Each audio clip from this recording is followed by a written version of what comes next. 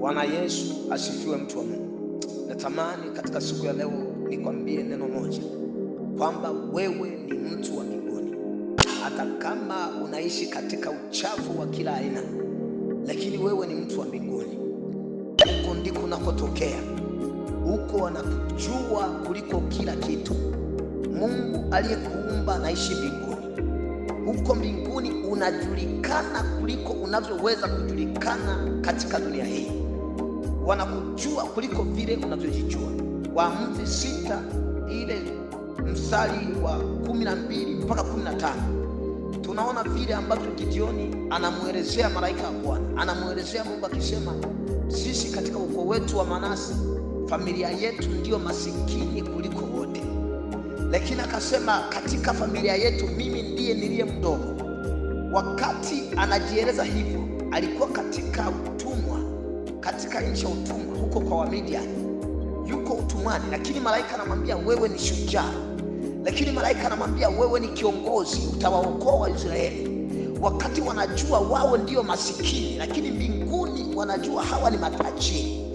Wakati Gideoni anajua yeye ndiye mdogo kuliko wote, lakini mbinguni wanajua huyu ndiye mkubwa. Inawezekana hivyo unavyojiona sivyo ulivyo. Mbinguni hawakufahamu hivyo, kwa sababu wewe ni wa mbinguni. Haki yako iko mbinguni.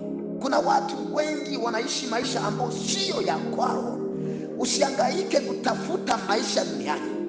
Usihangaike kutafuta maisha kwa watu wa dunia, kwa waganga wa kidunia.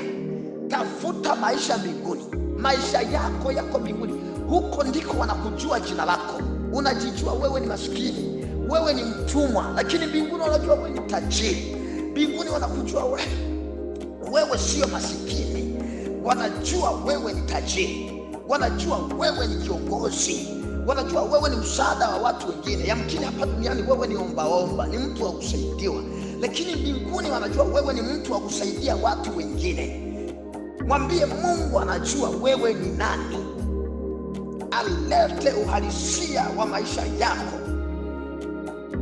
Biblia inasema katika Yeremia 1:21, anasema nalikuumba ukiwa mzabibu mwema, umekuwaje mzabibu mbaya, mzabibu mwitu? Mungu kuna namna alivyokuumba. Mwambie Mungu katika siku ya leo, rudisha uhalisia wa maisha yangu. Mimi sio mtumwa, kataa kuwa maskini, kataa kuwa mtumwa. Mungu akurudishie uhalisia wa maisha yako. Ninakuombea kwa jina la Yesu, kuanzia saa hii usiwe kwenye hali hiyo tena unayojiona. Bwana akupe uhalisia wa maisha yako katika jina la Yesu Kristo hai. Mungu akubariki.